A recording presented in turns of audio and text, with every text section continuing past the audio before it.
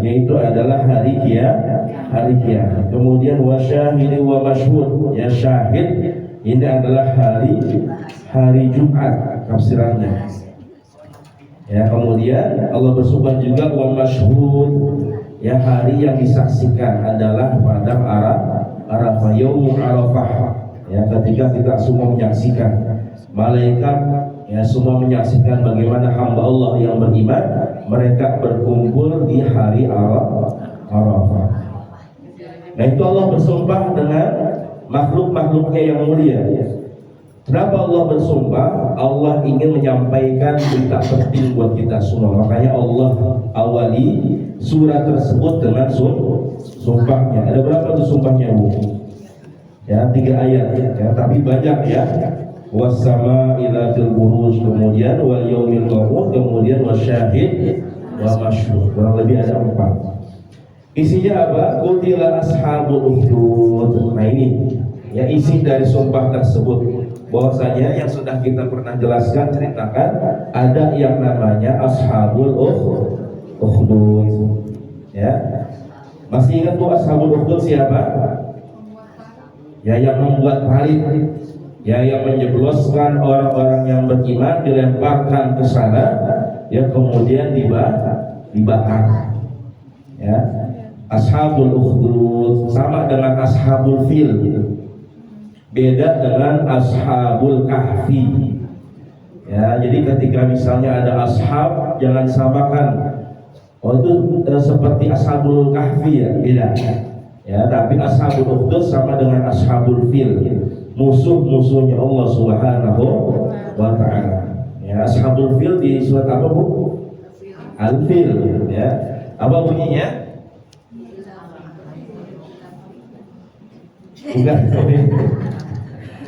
Ya, ashabul fil. Alam tara kaifa fa'ala rabbuka bi ashabil fil. Bahwasanya tidakkah kalian melihat apa yang Allah lakukan, Allah perbuat, ya, ashabul fil kepada ashabul fil, yaitu adalah tentara gajah. Ya, ashabul fil itu ya Abraha. Ya, Abraha yang punya gajah. Ya, pasukan gajah. Jadi Allah tidak ingin menyebut nama Abrahanya. Allah lemparkan, Allah hinakan dia, tidak dimasukkan ke dalam Al-Qur'an, tapi Allah lebih menyebut ya al-filnya, yaitu adalah gajahnya, ya, ashabul fil. Dan ketika itu ada gajah yang paling besar, itu namanya Mahmud. Ya, Mahmud yang paling besar. Ya, namanya Mahmud. Gajah besar Mahmud. Ya.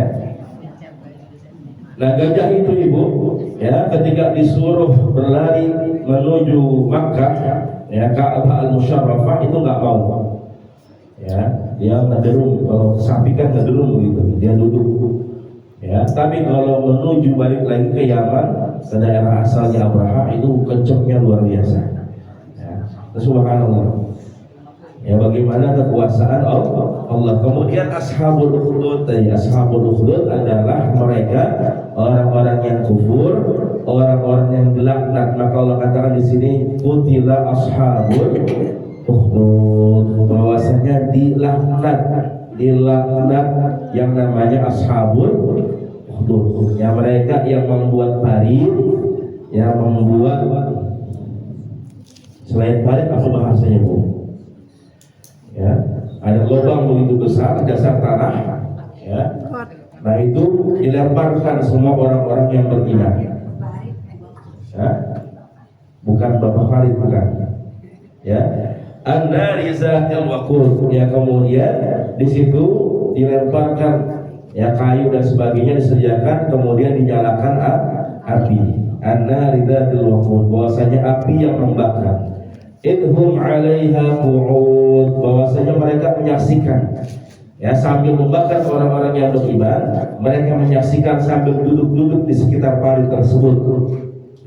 Ya, wa hum 'ala ma yaf'aluna bil mu'minina syuhud, bahwasanya mereka menyaksikan ya apa yang dilakukan oleh orang-orang yang beriman. Mereka mengetahui ya apa yang dikerjakan oleh orang-orang yang beriman. Ya, kenapa mereka membakar, ya sampai mengazab atau membakar, membunuh orang-orang yang beriman? Ya, maka Allah jelaskan yang selanjutnya ayat 8 ya sampai ayat 10 itu. Ya, ayat 8 sampai ayat 10 penjelasan kenapa ya Ashabul Ukhdud ini mereka membakar atau membunuh orang-orang yang beriman. Allah jelaskan secara gamblang, secara detail ya alasan yang dilakukan oleh Ashabul Ukhdud.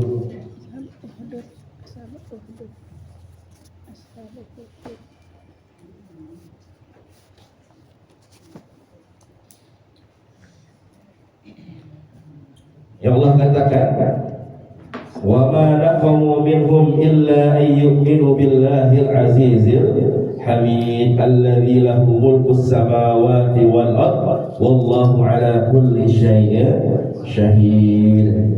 Ya, bahwasanya kata Allah, ya yang mereka lakukan ya perbuatan apa membunuh atau menyakiti ya orang-orang yang beriman tidak lain dan tidak bukan karena mereka beriman kepada Allah Subhanahu wa taala. Ya, jadi apa yang mereka lakukan ya dari pembunuhan tersebut, dari menyakiti tersebut tidak lain dan tidak bukan adalah bahwasanya orang-orang ini yang dibakar ini hanya mereka, kesalahan mereka adalah karena mereka beriman kepada Allah Subhanahu wa ta'ala. Illa ayyuminu billahil azizil hamid alladzi lahu mulkus samawati wal ard. Allah Jalla wa Ala yang menguasai, yang memiliki kerajaan baik di langit maupun di buminya Allah Subhanahu wa ta'ala. Wallahu ala kulli syai'in syahid. Dan Allah Subhanahu wa ta'ala itu menyaksikan segala apapun yang ada di dalam langit dan buminya Allah Subhanahu wa ta'ala. Nah, ayat 10-nya ya masih menjelaskan tentang bagaimana apa yang dilakukan oleh Ashabul Ukhdud, tapi Allah memberikan kesempatan. Ya, lagi-lagi Allah Subhanahu wa ta'ala dengan sifatnya Al-Ghafur, ya dengan sifatnya Al-Afu. Kalau ada orang salah maka Allah mengampuni kamu. Ya Allah membuka pintu taubatnya, membuka siapapun dari dulu, ya dari zaman Nabi Adam sampai zaman Nabi Muhammad sallallahu alaihi wasallam, itu Allah Maha Pengampun. Ya Allah Maha Memaafkan. Ketika ada manusia mereka yang mau bertaubat kepada Allah Jalla wa Ala. Ya, maka Allah katakan innal ladzina fatanul mu'minina wal mu'minat tsumma lam yatubu falahum adzabu jahannam wa lahum adzabul hadid. Bahwasanya mereka yang membuat fitnah, yang memberikan yang namanya menyakiti kemudian membunuh, yang menzalimi orang-orang yang beriman, ya wal mu'minat al mu'minina wal mu'minat, ya orang laki-laki yang beriman kemudian perempuan-perempuan yang beriman, tsumma lam yatubu, kemudian mereka enggak mau bertaubat, falahum adzabul jahannam wa lahum adzabul hadid. Maka mereka yang enggak bertaubat, maka bagi mereka adalah azab jahannam, azabnya Allah Jalla wa Ala, ya kemudian azab yang sangat membakar. Ya na'udzubillahi min. Ya makanya kita minta ibu semua bukan hanya saja masuk surga, tapi mintanya apa? Selain masuk surga. Nah, jauhkan ya Allah, jauhkan kami dari azab neraka jahanam. Ya jangan mintanya masuk surga terus, karena bisa jadi manusia kita semua masuk surga cuma mampir dulu. Mau mampir dulu. Ya kalau mampirnya enak Ustaz gak apa-apa. Ya bisa ngeteh, ya bisa makan cemilan dan sebagainya. Nah ini mampirnya azab jahannam. Na'udzubillahi min. Ya Rasulullah mengatakan semua umatku masuk surga illa man aba, kecuali yang nggak mau kata Rasul. Para sahabat ketika itu bingung, emang ada yang nggak mau Rasul masuk surga? Rasulullah mengatakan bahwasanya man ata'ani dakhala al-jannah wa man 'asani faqad aba. Mereka yang taat kepadaku mereka pasti masuk surga, dan mereka yang nggak mau masuk surga adalah mereka yang bermaksiat, mereka yang ingkar kepadaku. Insya Allah memang kita semua masuk surga, tapi mudah-mudahan langsung ke surga ya Bu, nggak usah mampir dulu. Ya, karena orang beriman memang dijelaskan dalam Al-Quran, kalau orang-orang kafir munafik di nerakanya itu khalidina fiha abada, kekal di nerakanya Allah Jalla wa'ala. Tapi orang yang beriman kalau masuk surga memang masuk tapi cuma sebentar. Tapi sebentarnya berapa lama Bu? Di akhirat satu harinya berapa? 1000 tahun di dunia. Satu hari di akhirat 1000 tahun di dunia. Ya na'udzubillahi min. Makanya kita doanya apa di sholat itu? Allahumma ajirna minan nar, Allahumma ajirna minan nar, Allahumma ajirna minan nar. Sampai 7 kali itu. Mau lebih juga silakan. Allahumma ajirna minan nar, Allahumma ajirna. Ya, yang kita setelah itu baru kita minta Allahumma antas salam wa minkas salam wa ilaika ya'udus salam fahina rabbana bissalam wa adkhilna al-jannata darus salam. Setelah kita minta kita dijauhin dari api neraka, baru kita minta masuk surganya Allah Subhanahu wa ta'ala. Jadi Allahumma ajirna minan nar artinya ya Allah jauhin saya dari api neraka. Ya, maka kita ulang Allahumma ajirna minan nar, Allahumma ajirna minan nar, Allahumma ajirna minan nar. Bahkan doa yang sudah kita hafal dari kecil, ya, doa sapu jagat.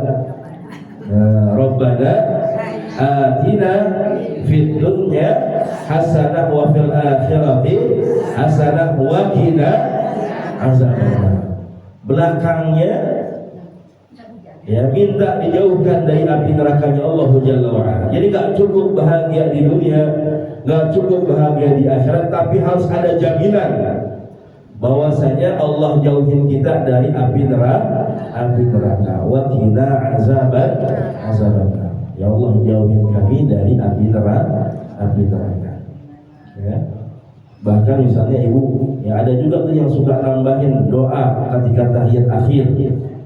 Ya Allahumma inni a'udzubika min adzabi jahannam wa min adzabil qabr wa min fitnatil mahya wal mamat wa min fitnatil masiihid dajjal. Yang terakhir dajjal. Yang pertama yang diminta min adzabi jahannam. Ya Allah jauhin saya dari azab neraka jahannam. Yang kedua dari azab kubur nanti. Kemudian wa min fitnatil mahya wal mamat, dari fitnah ujian ketika hidup ataupun mati. Dan yang terakhir tadi dari fitnah ujian yang namanya dajjal. Nah itu makanya minta sekali lagi bahwasanya harus minta dijauhkan dari api nerakanya Allah Jalla wa'ala. Insyaallah mudah-mudahan Allah kumpulkan kita ya langsung di surganya Allah Subhanahu wa ta'ala. Amin ya rabbal alamin. Ya.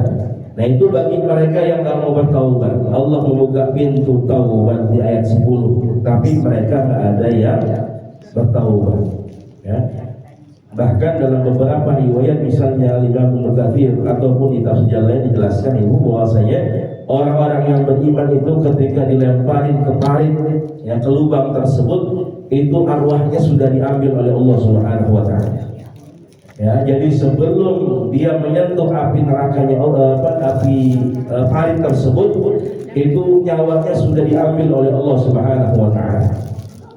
Ya, sehingga ketika mereka menyentuh api tersebut tidak merasakan lagi yang namanya sakit, karena jasadnya saja, karena ruhnya sudah diambil oleh Allah Subhanahu wa ta'ala. Ya, Allah berikan di tempat yang terbaik di sisi Allah Subhanahu wa ta'ala. Ya, sehingga ketika jasadnya itu terbakar, api semakin besar. Bahkan dijelaskan dalam tafsir lain, itu orang-orang ashabul ukhdud yang berada di pinggir parit tersebut ikut terbakar. Ya, jadi yang merasakan sakit dengan bakaran api tersebut bukan orang-orang yang beriman, tapi ashabul ukhdud. Ya, ashabul ukhdud, mereka yang malah terbakar dengan rasa sakitnya. Nah, itu balasan bagi orang-orang yang kufur, yang menyakiti ya orang-orang yang beriman, orang-orang yang baik. Nah, ini juga peringatan buat kita semua, pelajaran buat kita semua itu. Ya, bahwasanya terkadang kita senang dengan apa, Bu? Senang dengan kezaliman yang kita lakukan. Ya, ketika ada saudara kita, mohon maaf, yang sengsara, yang sakit ataupun yang sedang susah dan sebagainya, bahkan ketika orang ini benar-benar benci dengan saudaranya, maka dia merasakan kebahagiaan. Ya, senang di atas penderitaan orang lain. Atau dia senang atau bahagia dengan kezaliman yang dia lakukan. Na'udzubillahi min dzalik. Nah, ini ashabul ukhdud, yang mereka berbuat kezaliman, kemudian menyakiti ya orang-orang yang beriman, ya kemudian mereka berbahagia. Mereka merasa dirinya ya adalah yang paling baik dan sebagainya. Na'udzubillahi min dzalik. Ya. Nah, kenapa ibu semua Allah jelaskan ashabul ukhdud kepada Nabi Muhammad SAW? Ya, jadi kalau ada Al-Quran bercerita tentang kisah-kisah umat terdahulu, itu namanya qasasul. Ya, ada namanya qasasul Quran. Ada namanya qasasul Quran. Qasasul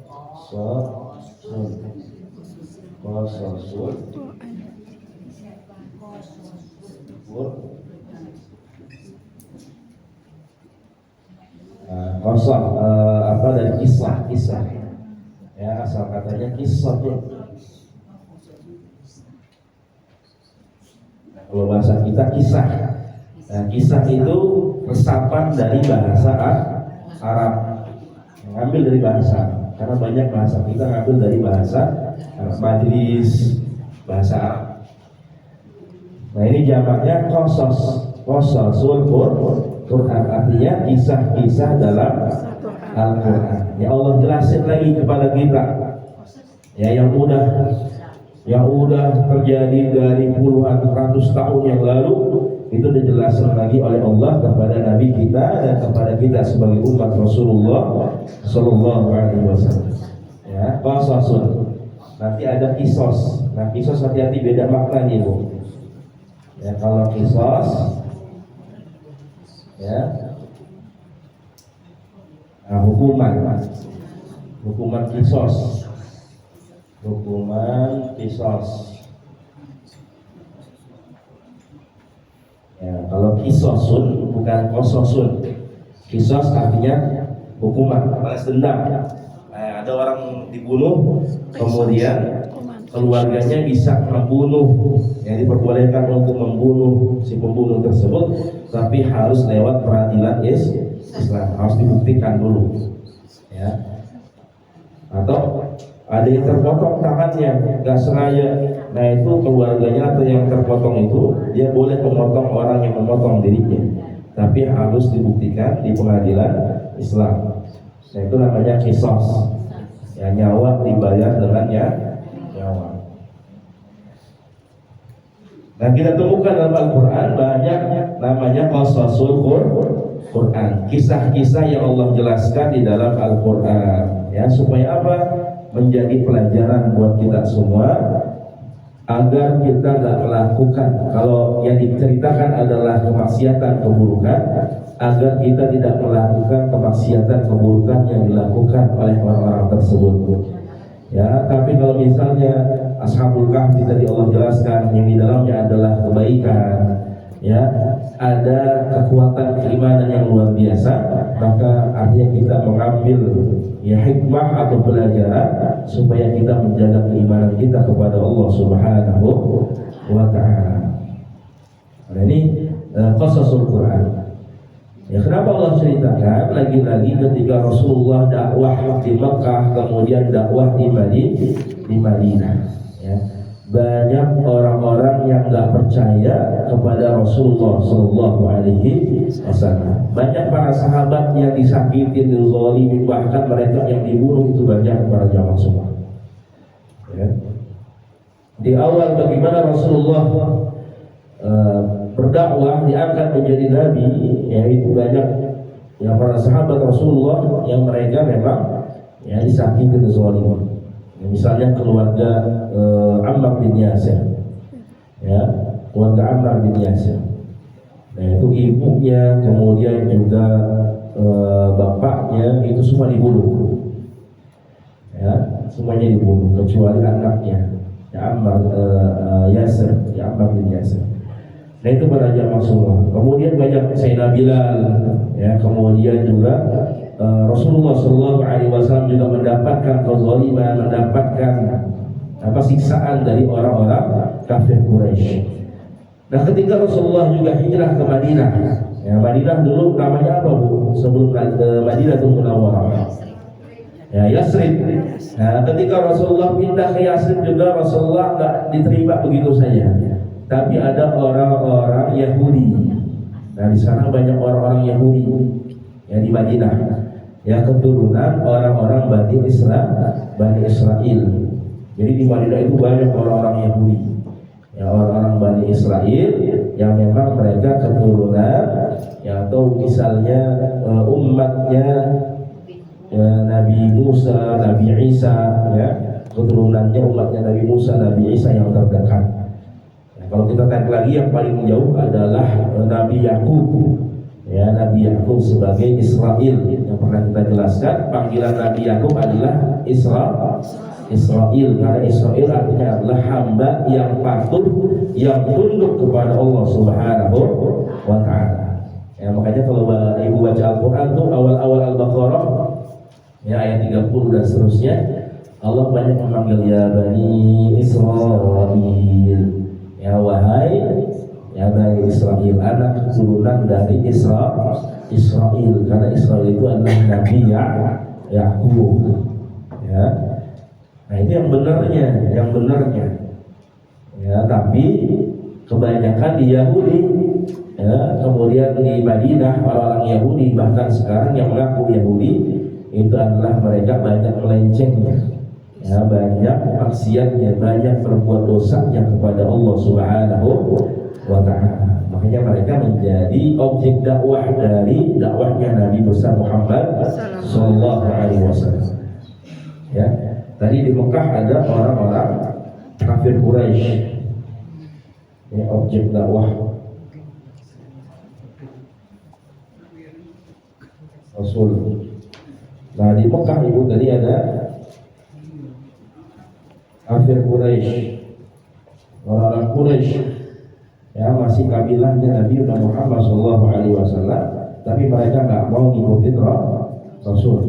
Nah, di Madinah tadi ada siapa? Ada orang Yahudi ataupun orang-orang Israel, Bani Israel.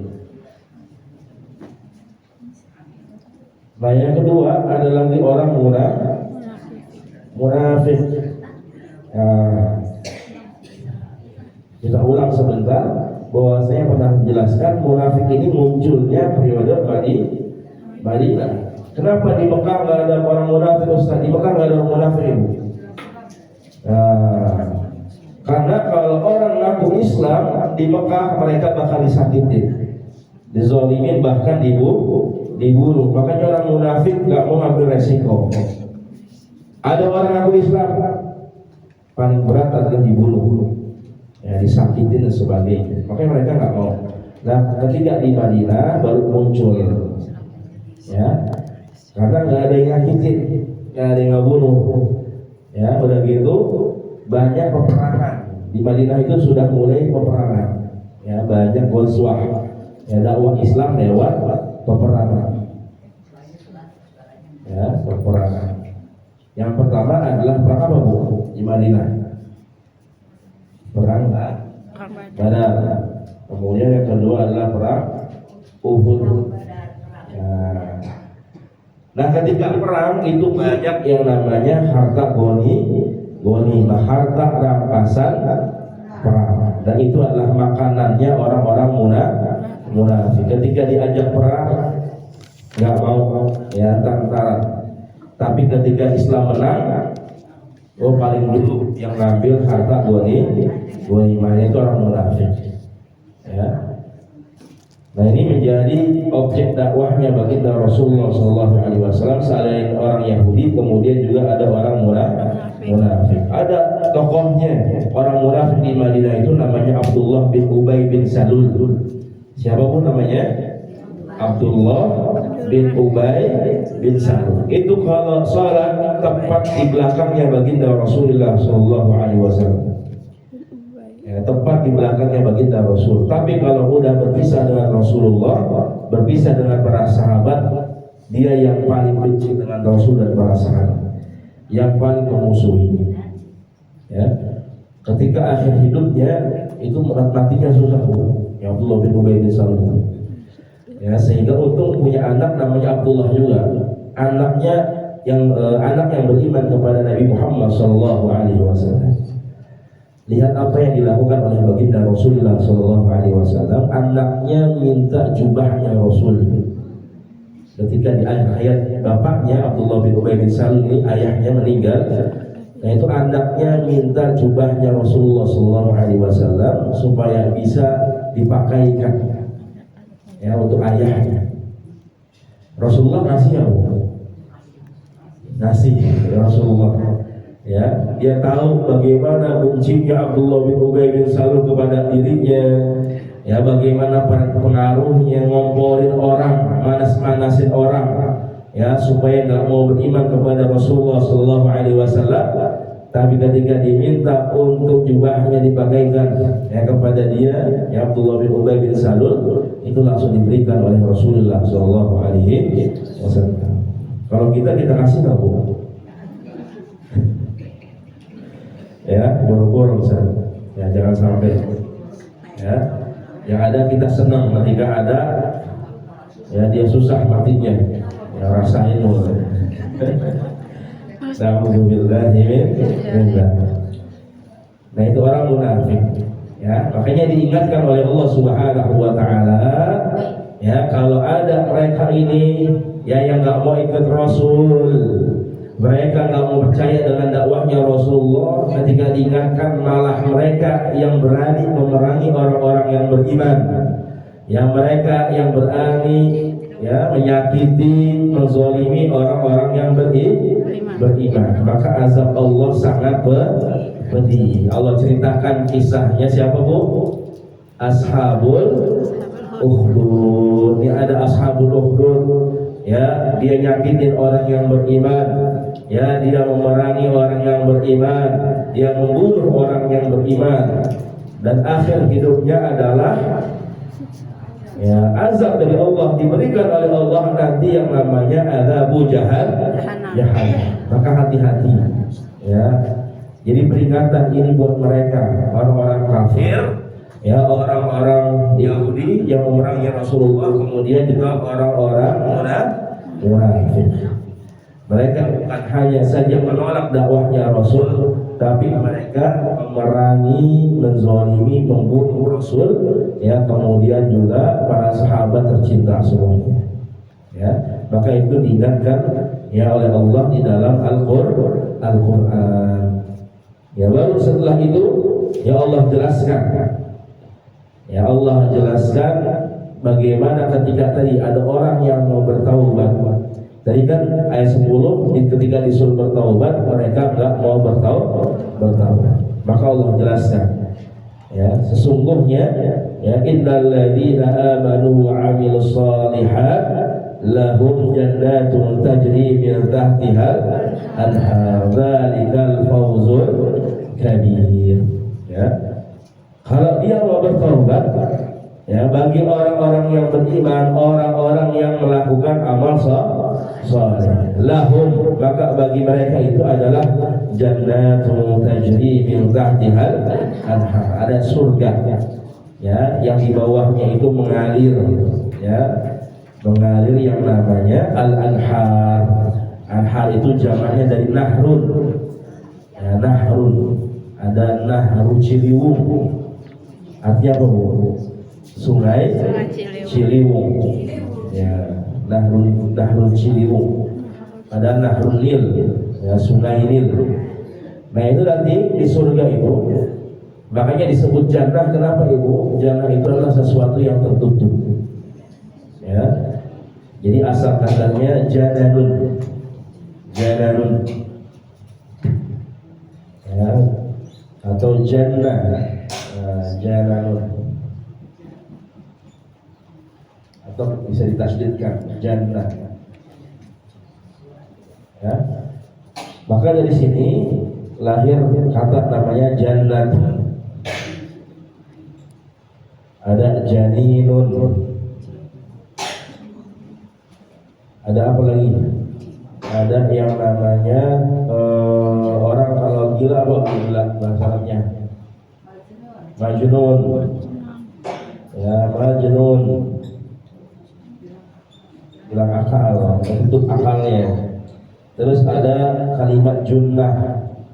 Kata Rasul, as-sawmu junnah, puasa itu junnah. Ada jannah, ada junnah. Nah, kalau jannah tadi surga. Ya, kenapa disebut surga jannah? Karena tertutup. Karena banyak pohon-pohon. Ya, pohon-pohon jadi rindang. Jadi bawah itu tertutup semuanya, enak adem. Ya, kayak di puncak banyak pohonnya. Kita demen tuh yang begitu. Ya, manusia suka yang seperti itu. Kemudian ada janin. Ya, janin karena dia tertutup di dalam rahim, di tempat yang paling nyenyak, yang paling enak, yang paling aman. Ya, janin dia tertutup. Majnun, ya, karena akalnya tertutup. Ya, hilang akalnya tertutup sehingga disebut majnun, orang gila. Nah, junnah artinya perisai, ya, tameng. Kalau orang perang dia bawa perisai itu. Ya, kalau orang demo Bu, polisinya bawa apa Bu? Yang itu yang depan tuh ada besi, ya. Nah itu perisai. Nah junnah itu perisai. Ya, ada yang seperti itu tadi, yang tameng, juga yang sifatnya yang nggak kelihatan, yaitu adalah puasa. Ya, kenapa puasa disebut junnah, perisai? Karena dengan berpuasa kita bisa terhindar dari perbuatan buruk. Ya, ketika mau bermaksiat ingat kita lagi puasa, sehingga omongan kita dijaga, ya, perbuatan kita dijaga. Ya, bagi orang-orang yang beriman dan melakukan amal soleh, mereka akan mendapatkan surga yang di bawahnya itu ada sungai-sungai. Nanti di bawah itu banyak sungai. Ada sungai khamar. Nah, jadi ketika di dunia nggak boleh minum khamar, maka nanti di surga Allah sediakan, ya, khamar. Ya, kemudian nanti ada nahrul asal, ada sungai yang memang isinya adalah asal, madu. Ya, kemudian sungai yang isinya susu, laban. Ya, laban. Kemudian banyak, ya, ada salsabila. Jadi mata air yang jernih itu nanti Allah jadikan, ya, sungai itu semuanya ada, ya, termasuk tadi mata air yang jernih yang Allah sediakan, ya, untuk, ya, semua hamba-hamba Allah, para penghuni surga. Bahkan nanti di surga itu ada telaga yang khusus diminum untuk umat Nabi Muhammad Sallallahu Alaihi Wasallam.